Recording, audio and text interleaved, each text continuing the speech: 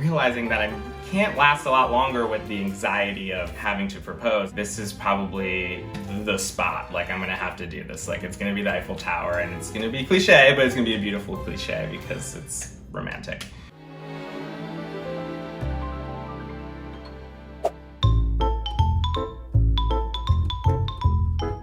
In the summer of 2018, Kevin and I flew to Europe for a wedding, and so we decided to plan a trip to Europe around it. Once I realized that we were going to sort of a romantic location, I decided this would be the right moment to propose. I knew that I had to propose because when Kevin and I first started dating, Kevin made it explicitly clear that he would not be the one to propose. So there was a location in the city of Paris that I decided to plan buying the ring around. When we arrived to Paris at the end of May, I decided to push up my plans to go visit a jewelry store. There's a Park Hyatt there with like a beautiful sort of courtyard. It's like relaxed, and so I thought it would be nice to kind of go and have some drinks, and that way I could go and buy the ring. We wore like very little clothing, shorts, and we didn't really want to carry bags around and feel like tourists. So we're sitting in the courtyard of the Park Hyatt, and I sort of say that my stomach hurts and that I need to use the restroom. Kevin says, okay, so I get up and I know that the jewelry store is 2 doors down.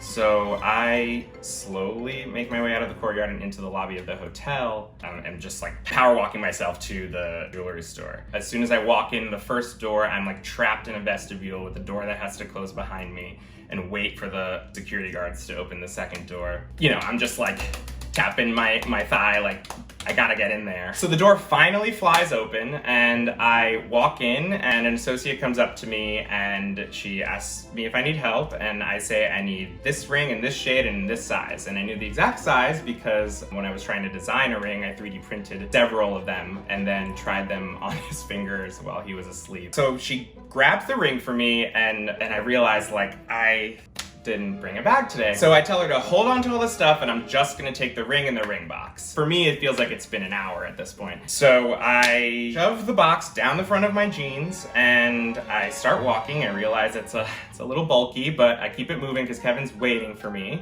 Meet Kevin back in the courtyard where he is enjoying the Wi-Fi and his 3rd glass of wine. So he's doing okay, but I'm sweating. And he's like, wow, I feel like you were in there for a while. And I said, yeah, you know, like, breakfast just didn't go over well. So we pay the bill and we're getting ready to leave the hotel. We walk out of the courtyard back into the lobby and Kevin goes, oh, I need to pee, where's the bathroom?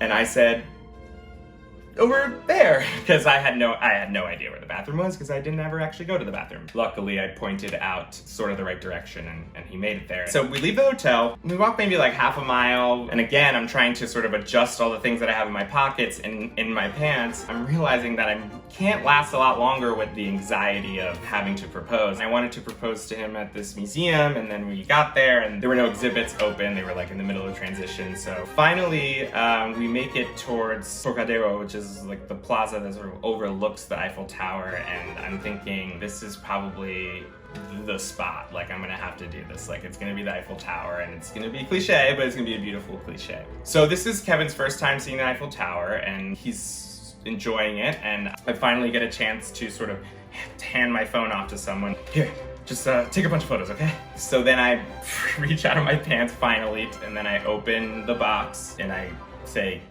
Kevin? Doesn't turn around, and I say, Kevin? Still kind of like doesn't hear me, and I go, Kevin! And he goes, oh, and turns around and finally sees the ring, and that's when I asked him to marry me.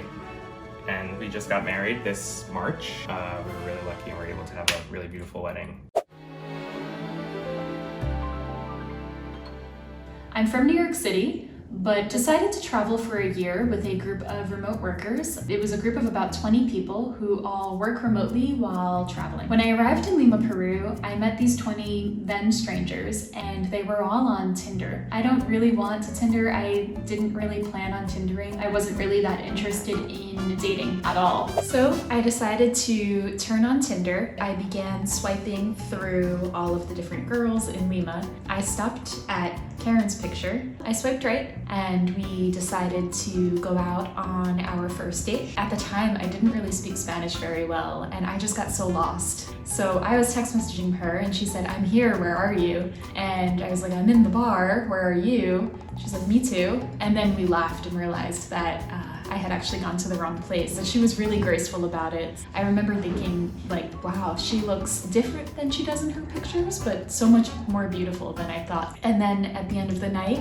we said goodbye, and we honestly thought that that would probably be it. Neither of us was really looking for more than just a casual fun night, but we ended up talking the entire month that I was in Lima and seeing each other every day while I was there. We had a blast. Unfortunately, I had a trip planned to go to Europe, and then after Europe I was going to go to Asia, and I had planned on traveling for 6 more months. I didn't want to back out on my plans to travel around the world. It was a once-in-a-lifetime opportunity, but I felt really conflicted because I had also developed very strong feelings for Karen. Honestly, I didn't think that I would ever see her again. But much to my surprise, while I was in both Europe and Asia, Karen and I were able to stay in touch, and we FaceTimed and text messaged every single day. When I was in Budapest, I would FaceTime her from the streets and show her all of the buildings around. And then when I was in Bali, I told her about that, and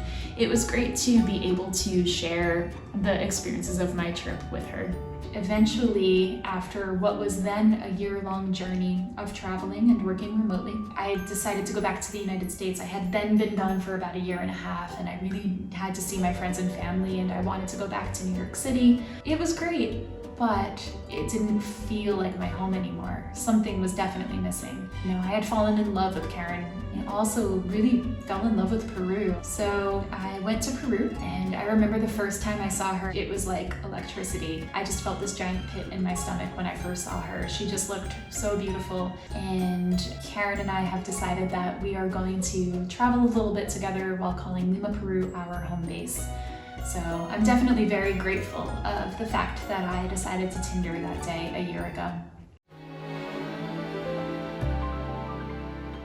So the original plan was to go to Korea for a year and get back in touch with my roots, maybe learn a little bit more about my family history.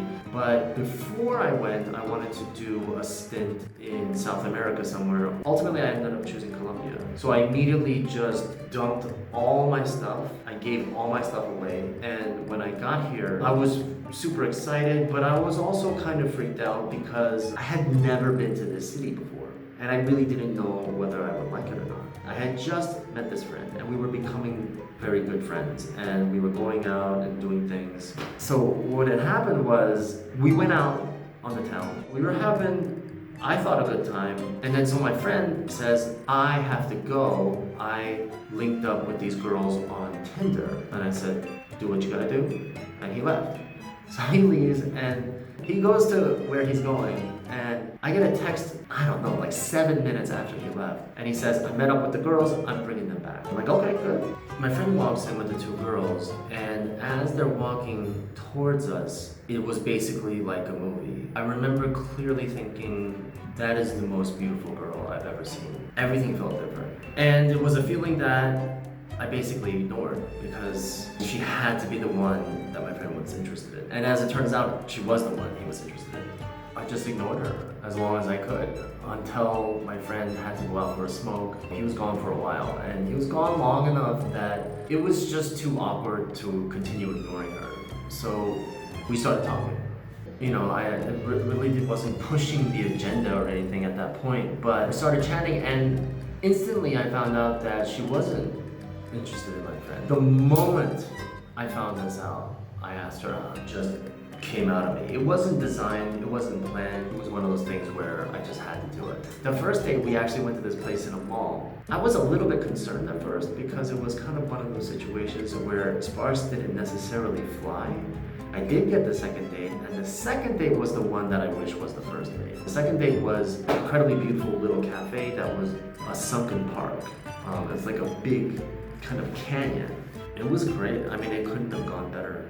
It's something that I'll remember for the rest of my life because we're still together, and here we are 1 year and a month later, and I proposed to her, we're engaged, we're gonna get married, and it's kind of funny because if you think about it, the whole reason I started this whole adventure was to go to Korea, get in touch with my roots, kind of find myself And I ended up finding myself in a completely different country, setting my own roots here. It's my new home now.